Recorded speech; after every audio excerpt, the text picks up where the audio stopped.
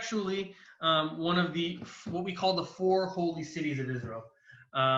The four holy cities being Tzvat, Jerusalem, Hebron, and Tiberias, Tiberia. The reasons being, Jerusalem is one of the more obvious ones. I guess it's where the temple stood. It's also the foundation stone where we believe that Abraham almost sacrificed his son Isaac, and that's where the temple was built on Temple Mount, and that's Jerusalem, and that's probably the most obvious of the holy cities. Hebron, on the top right there, you see is one of the holy cities because of the cave of the patriarchs and matriarchs, right? Marat HaMachpelah, and that's where we believe that they're buried. Tiberia is considered one of the four holy cities because of it being the last seat of the Sanhedrin, which is the Jewish lawmaking body of the Second Temple period, which was eventually outlawed and eradicated from under Roman rule, just before the Bar Kokhba rebellion. And the fourth one is Tzvat, and the reason why Tzvat is the fourth holy city is because it is considered the epicenter of Jewish spirituality, and we'll talk about why in a second. Just by the way, one really cool side note: if you notice, each one of them also the four holy cities correspond to the four elements. Jerusalem is the holy city of fire because of the sacrifices that went on in the temple. Tiberia is actually a water because, first of all, it's on the Kinneret, it's on the lake of the Sea of the Galilee, and it's it's the final resting place of the Sanhedrin, which was the creation of oral Torah. And we have this analogy of Torah being like water. If you guys heard this, Torah, and you can't live without water, you can't live without Torah. Hebron is holy because there are people buried in the earth there, so it's earth. And Tzvat is up in the mountains, and it's all about spirituality, and so it's actually air. So that's a pretty cool little side note about the four holy cities. And so I want to focus a little bit more on how Tzvat became the epicenter of Jewish spirituality. And it has a lot to do with one man, this guy, Rabbi Shimon bar Yochai. After the failure of the Bar Kokhba revolt, the Jews that remained in the land of Israel under oppressive Roman rule had a number of options. One was to leave, and many did. One was to stay in the land of Israel, but just stop practicing being Jewish because it was against the law and you could be killed for it. And many did. Another option was to stay and openly protest these restrictions on danger of death, and we have that in the story of Rabbi Akiva, who was killed for refusing to stop practicing Judaism in public under Roman rule. But the fourth option was to stay in the land of Israel but hide, and that's what Rabbi Shimon bar Yochai did. Rabbi Shimon bar Yochai and his son hid in a cave in a mountain called Mount Har Meron for 13 years. And in that cave for 13 years, he eventually was joined by a number of students, not just his son, and they began to study the Torah day and night in the cave, and eventually started to discover what we call the inner hidden teachings of the Torah and Judaism. These teachings became the foundation of what we now today call Kabbalah.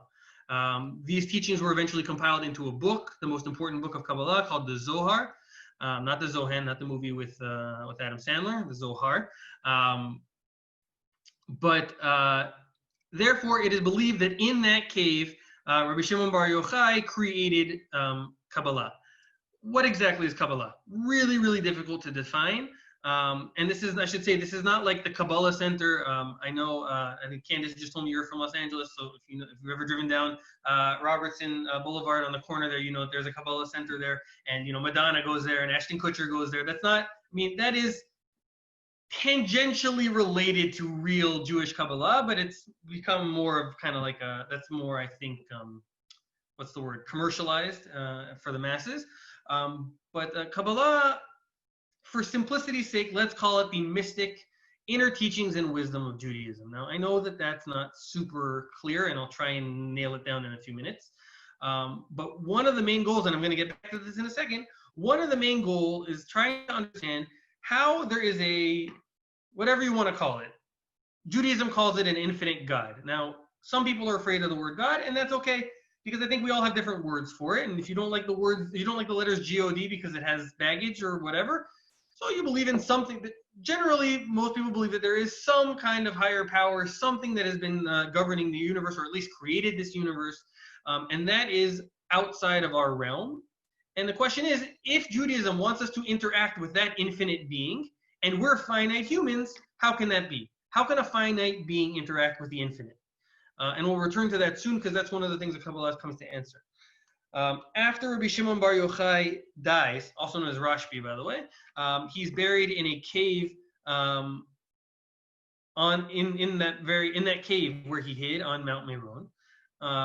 I should say, you should see in the picture in the middle there, he actually died on Lag BaOmer, right? The 33rd day of the Sfirat HaOmer, so 33 days after the first day of Pesach.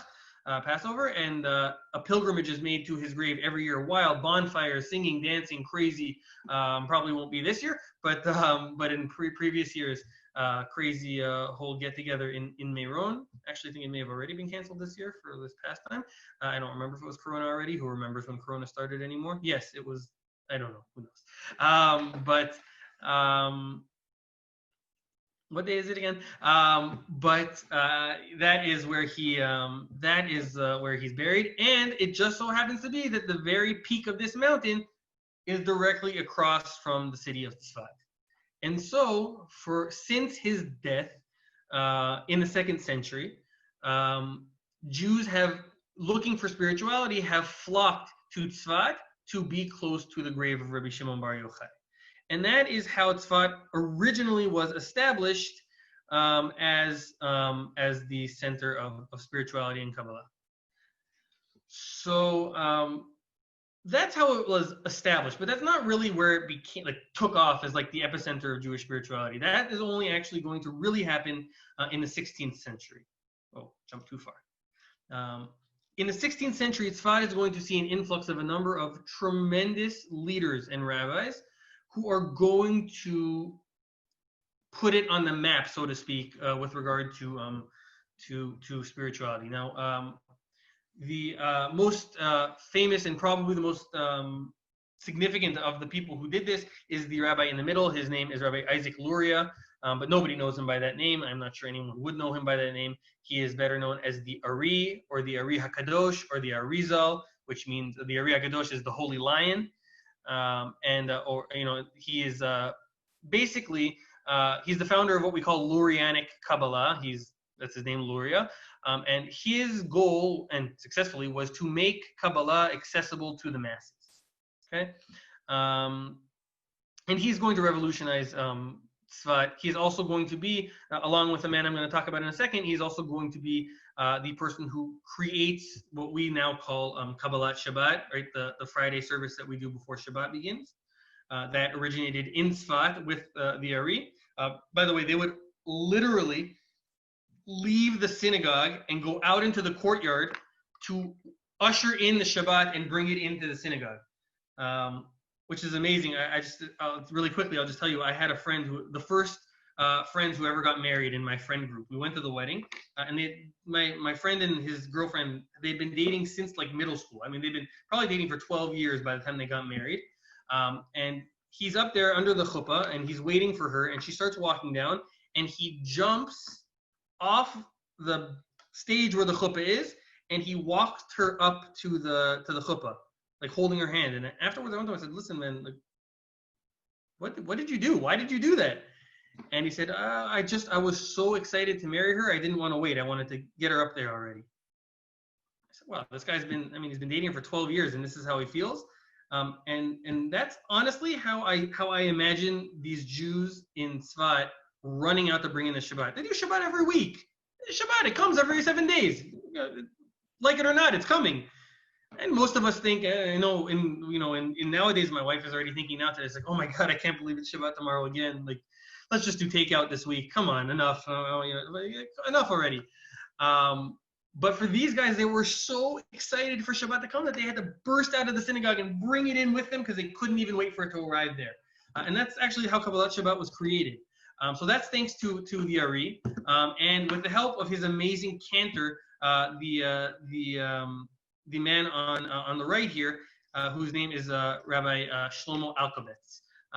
You may not know his name, but you definitely know his work. Rabbi Shlomo Alkabetz is the composer of maybe the single most popular piece of Jewish liturgy in the world, and that is Lecha Dodi, the centerpiece of the Kabbalat Shabbat service. And more on that later.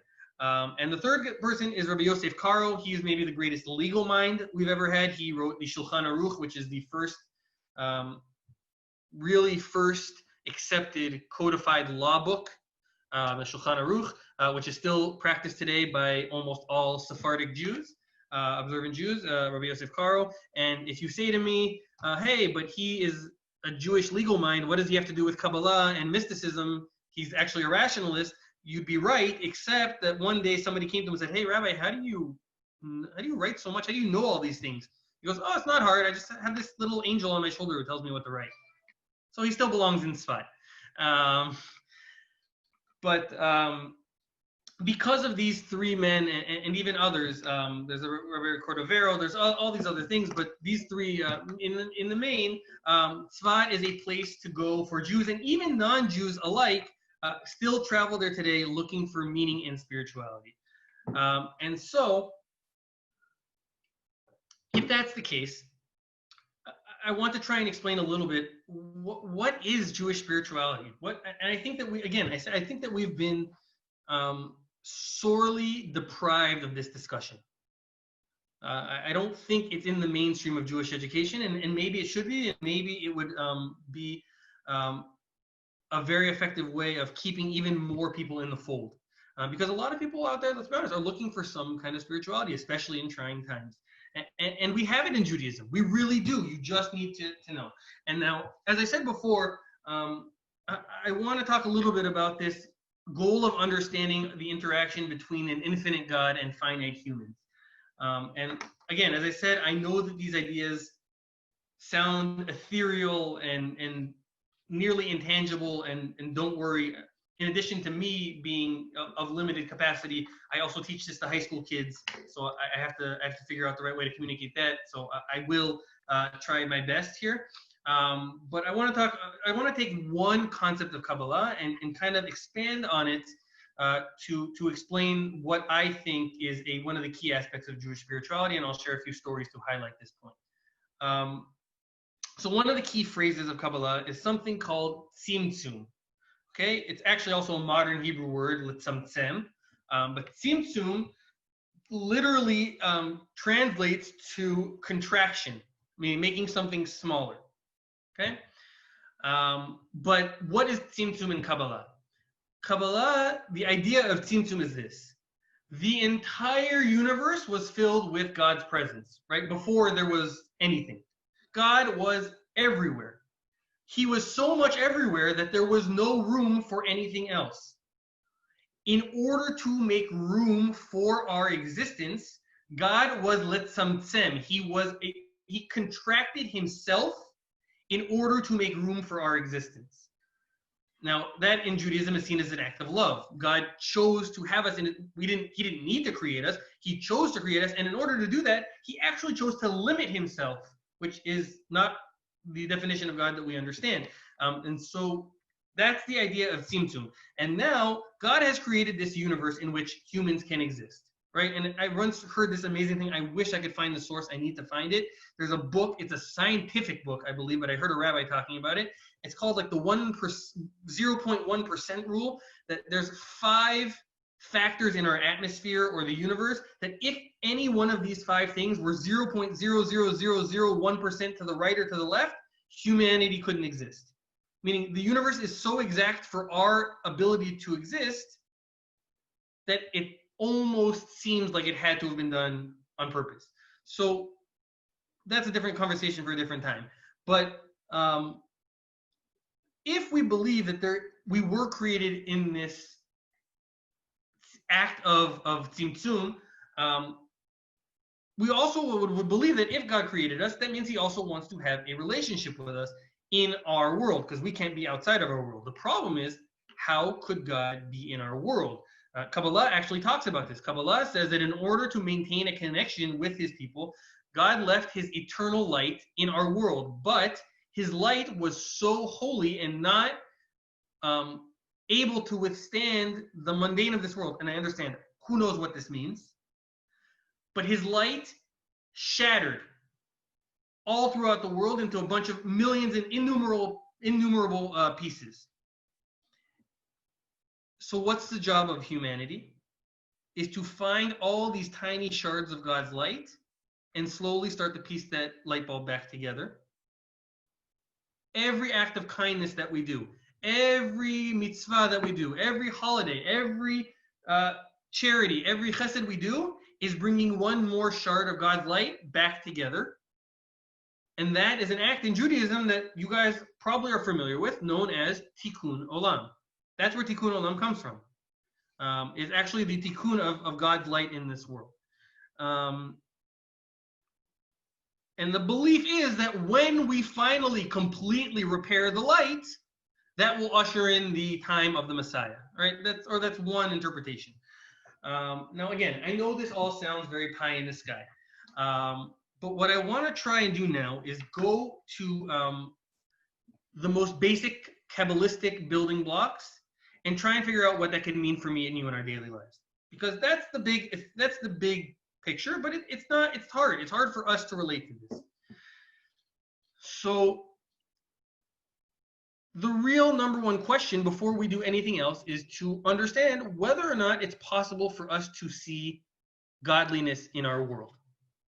And honestly, it's something that we really want, because there are a lot of ups and downs in life. And when we're down, it's so hard to see outside our own, four walls.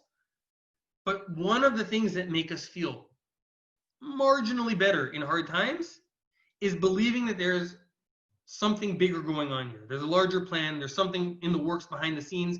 Everything happens for a reason, right? These are things you've all heard when you've gone through hard times. But the question is there room for that in Judaism? Do we really believe that? How can we believe that? And I wanted to propose something that I think is a little bit radical, and it's not my idea. I heard it from a rabbi named Rabbi David Foreman, who's an amazing rabbi, and I just think the world of him. But he presented this once, and it really resonated with me, and I want to share it. And he said that, yes, as a matter of fact, it is possible for us to see godliness in our world. And in fact, we may not always realize it, but God is often giving us what he calls taps on the shoulder. Okay, what does that mean? What's a tap on the shoulder? So, have you ever thought about a song and it came on the radio instantly? Have you ever thought about a friend you haven't spoken to in a long time, and 5 minutes, an hour, a day later, you get a call, a text, an email from them? Now, we have a word for this in regular life, and that's called coincidence. But maybe coincidences are not always coincidence. Maybe, perhaps, they're what we call taps on the shoulder. Maybe they are a peek behind the curtain. And when I'm done with the stories, I'll tell you why I say this. Now, in the case of Tzvat, this is the perfect place to explore this idea. So I want to share with you a few stories about Tzvat that reinforce this idea. The first is the least personal, but really amazing. The first story took place in 1948 during Israel's War of Independence. Tzvat was one of the heavy battlegrounds in the early days of the War of Independence. It was pretty fierce, and the picture in the top left you see here is actually the synagogue of the Ashkenazi synagogue of the Ari, of the Holy Lion, of the Ari HaKadosh, Isaac Luria, who we talked about before. The story goes that the war was raging, yet the people in Tzvat refused to not go to synagogue 3 times a day to pray. And so they were all praying under peril of death. And they were once in there praying the nighttime prayer, Arvit. And now I've heard this story 1,000 times, and I've heard it.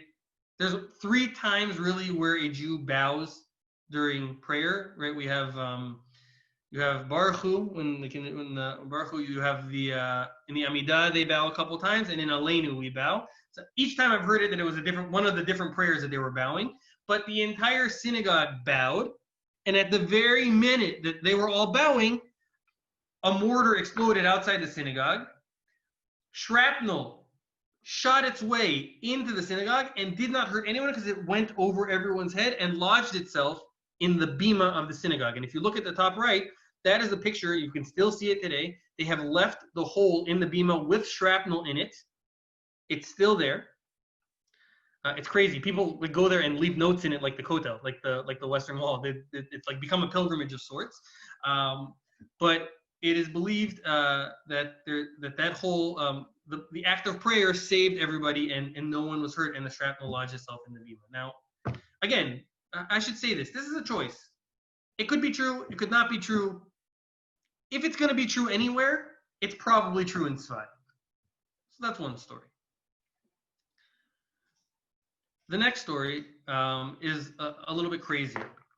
I don't know. I mean, this is a practice in America, but it's certainly a bigger practice even in Israel.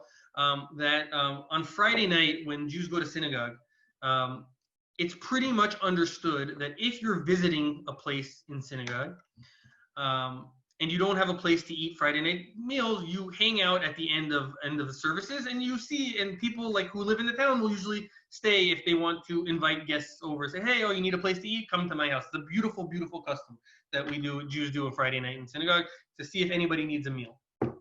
So there was a guy named Dan Eisenblatt, who lived in Tzvat, and he loved doing this. He loved bringing people home from synagogue, people he'd never met before, just wait till the end of synagogue, see if anyone's around, needs a meal, and bring them home. And Dan loved to do this.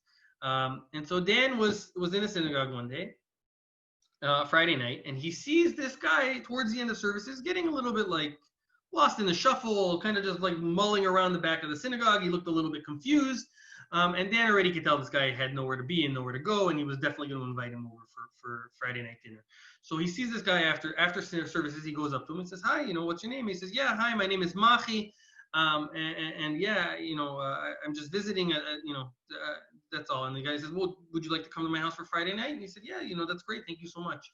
And so he said, Machi goes home with Dan. So they bring him into his house. Dan introduces him to his family, to his kids, to his wife, and they sit down for Friday night dinner. And Machi's very quiet, and he doesn't have much to say, and he looks a little bit confused and a little bit lost. And Dan notices at some point that he picked up the songbook, right, the bencher, the Birchon for Birkat Hamazon, and he's starting to leaf through it. And then says, "Oh, Machi, do you like to sing Zemirot? Do you like to sing Shabbat tunes? You can pick anyone you want. We're happy to sing it." And he says, "Well, you know what? There is this song that I love, but I can't really find it here in the book. It's really the only song I know. Do you think we could sing it?" And Dan says, "Sure. What's it called?" He goes, "I don't really remember. Something Dodi." And Dan says, Lecha Dodi, sure, Lecha Dodi, sure. That's, what we sing. And Dan thinking to himself, okay, it's not really what we sing at the Shabbat table. It's what we sing in the synagogue, but all right, he's my guest. Let's sing it. And so they sing it, and they say, Machi's his face is like lighting up. He loves the song. He sings at the top of his lungs. He doesn't really know the words other than the chorus, but he's singing it loud, and it's great, and they sing the song. A few more minutes go by, and Dan says, "Okay, Machi, next. What's the next song you want to do?" And Machi goes, "I'm sorry, I know this is weird, but I really love that song. I don't know why I love this song, but it really resonates with me. Do you think we could sing it again?" And it's like, okay, this guy's a little bit strange, but okay, sure, let's give it a shot. Machi, yeah, let's sing it again. And so they sing it again. Dan's thinking, I hope the neighbors don't hear me. They think I've been going crazy, singing Lecha Dodi 5 times in a row at my Shabbat table. I don't know what's going on here. But, he's my guest. I want to make him feel comfortable, so they sing this song. And so they sing this, and they end up singing this song. Dan, as he retells the story, says that they probably sang Lecha Dodi that time 6 to 7 times that night, just to make Machi happy. And every time Machi loves it, but otherwise he was very quiet. As the night was winding to an end, Dan realized, maybe I should get to know this guy a little bit better. And he moves from the head of the table to sit next to Machi. He says, "Hey, Machi, tell me a little bit more about yourself. Where are you from?" And Machi gets a little bit bashful and kind of mumbles under his breath. And he says, "Ramallah." And Dan's like, "Whoa, that was weird. I thought he just said Ramallah, which is a large Palestinian city in the West Bank. He probably meant Ramla, the Jewish city, in the center of Israel. And he's like, oh yeah, I actually have a cousin in Ramla, Ephraim Warner. He lives on Herzl Street. Do you know him? And Machi's like, no, there are no Jews in Ramallah. And Dan's like, oh, you did say Ramallah. You're from Ramallah? He says, hold on, Machi, what's your full name? He says, well, my name's not really Machi, it's Muhammad. And Dan's like, what is going on here? Like, who are you exactly?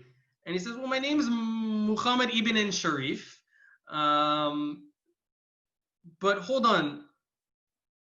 I need to tell you a story. He said, I grew up in Ramallah, and I actually grew up in a relatively radicalized family. My father did not like the Jews at all. He was part of the struggle. He was very involved in acts of terror, and I grew up hating Jews. But as I became more religious as a Muslim, I started to learn more of the Quran, and I realized that all of God's people really deserve respect. And I started to question some of the things I was hearing from my father about how we should treat the Jews. And I really became almost obsessed with Judaism. And so I started to study it a lot. I asked so many questions that eventually my father threw me out of the house. I said, look, at one point I decided I'm going to go live with the Jews somehow and learn more about them. I really am connecting with this message, and maybe I'll go live among them. And so I had to go back to my house one night. I snuck into my house to get my things. And as I'm packing in the middle of the night, my mother walked into the room. And she looked pale and upset. And she starts talking to me, and she says, well, where are you going to go? And he says, well, listen, I think I'm going to go live with the Jews for a bit. I want to find out. And he said, Mom, don't tell Dad, but who knows? If I like them so much, maybe I'll even convert. And his mother is quiet for a very long time. And she says, Machi, I need to tell you something. You don't need to convert.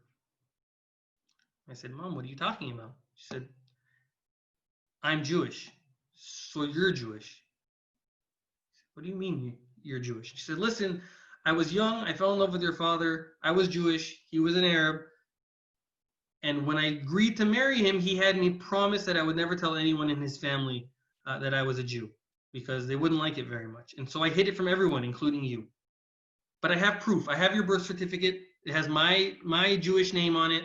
And I have this one other thing, this picture of your ancestors. I really don't want to part with this. This is the last thing that I have of my past.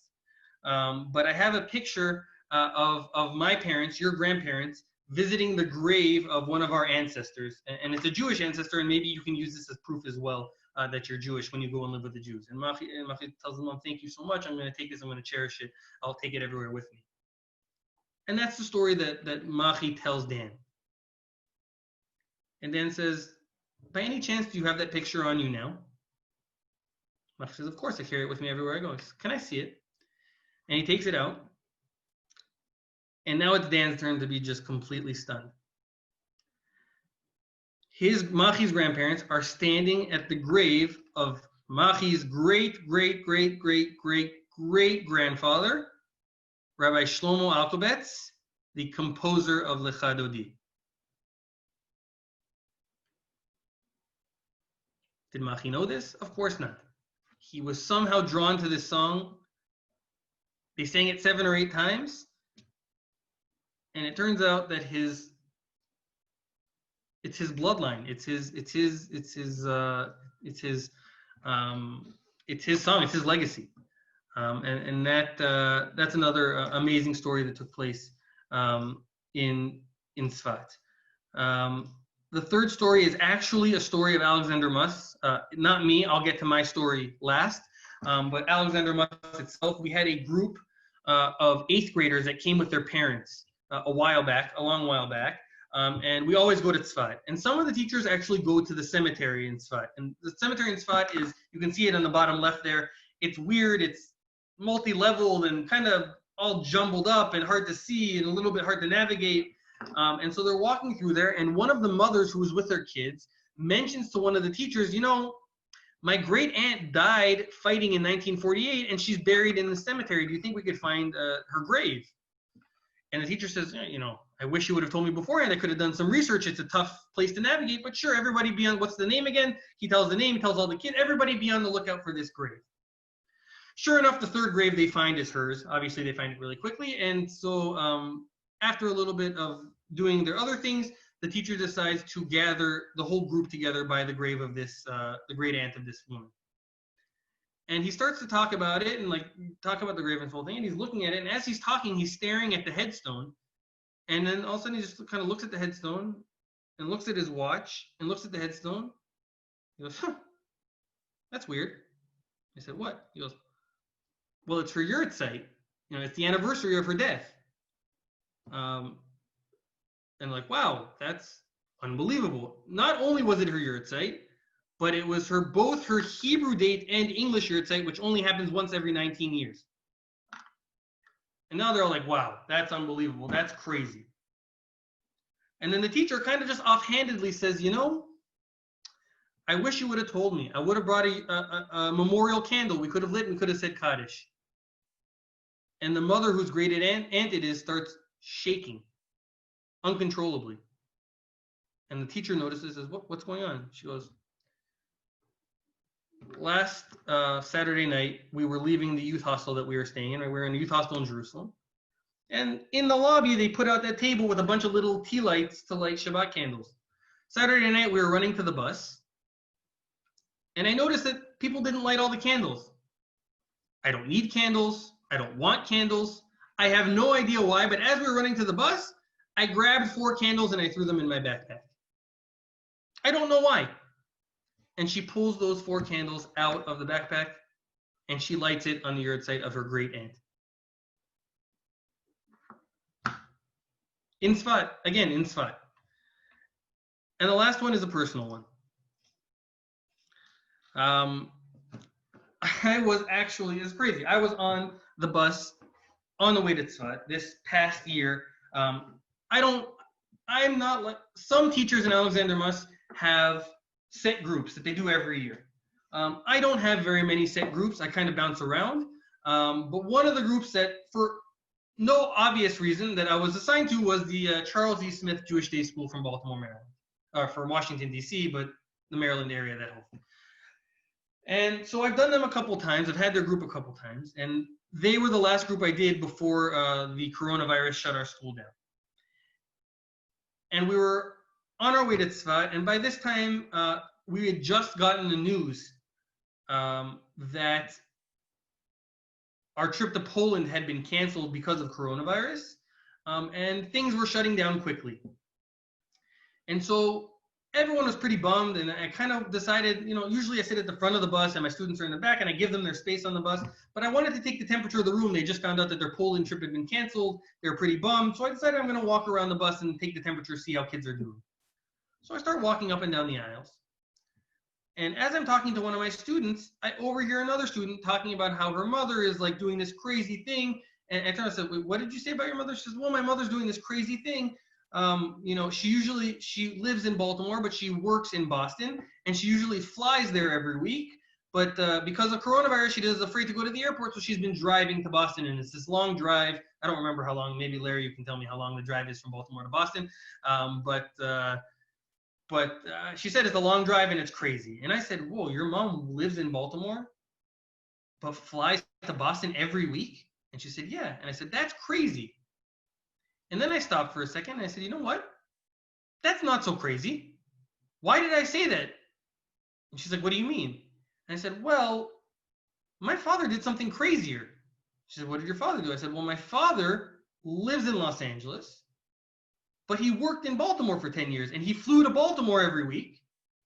And on Shabbat, he would fly back home to Los Angeles. And she goes, oh, that is crazy. And then she started talking to someone else. And I was talking to another student. And another student says, well, what does your father do?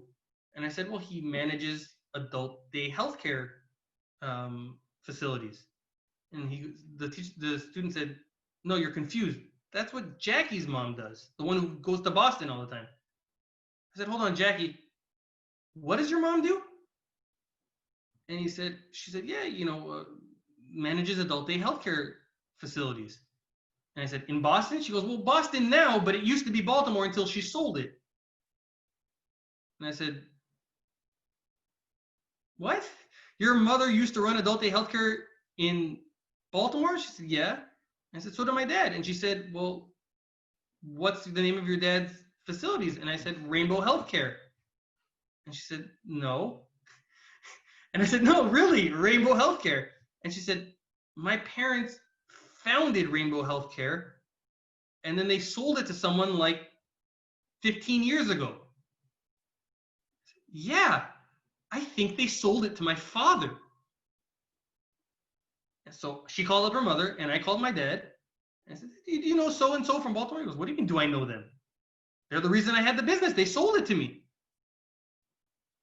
Now you have to understand, there's 14 teachers in Alexander Muss. 3 of them are assigned to Charles E. Smith every year.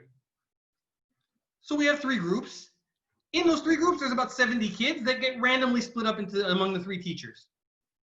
So first of all, I got randomly assigned to Charles E. Smith. Secondly, she ended up being in my class. Third of all, on my way to Tzvat, I'm having a conversation about what our parents do, and I realized that the only reason my father ever had a business in the first place is because her parents sold it to my father 15 years ago, and my father actually remembers meeting this student as a 4-year-old when he visited their house in Baltimore. On the way to Tzvat. Again, you want to call this coincidence? Please go ahead and call it coincidence. I'm telling you, it's a choice. It's a choice to not call it coincidence. But what I think when people are searching for spirituality and we're looking for big words and big concepts and Kabbalah and Tzimtzum and all these crazy things, maybe the more obvious things can be just as meaningful to us. Maybe these taps on the shoulders are around all the time, but it's on us to be receptive to them. And so what do I really want to get across here? What do I want the message of Tzvat to be today? I think there's 2 big takeaways. One is, yes, we all struggle to find deeper meaning in our lives, but maybe it's there more than we think.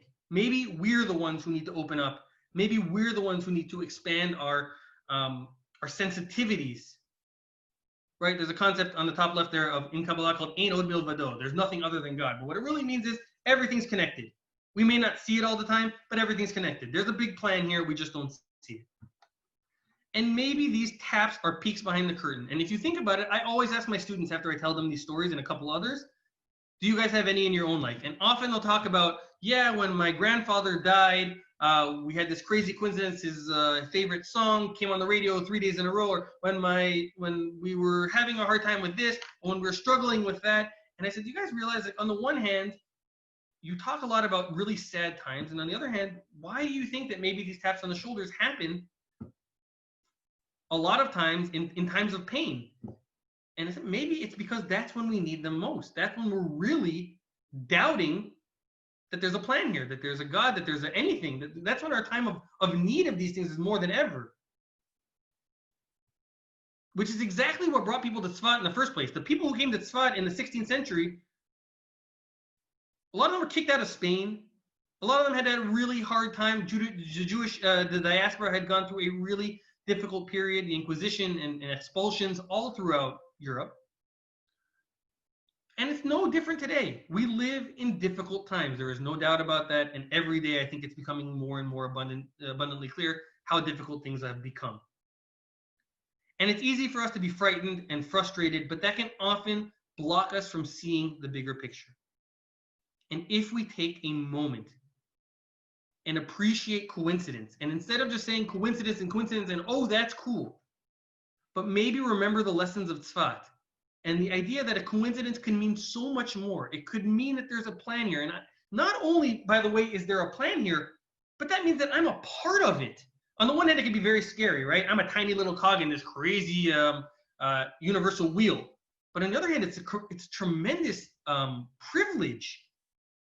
I'm a part of this tremendous, amazing cosmic plan. And if we can tap into that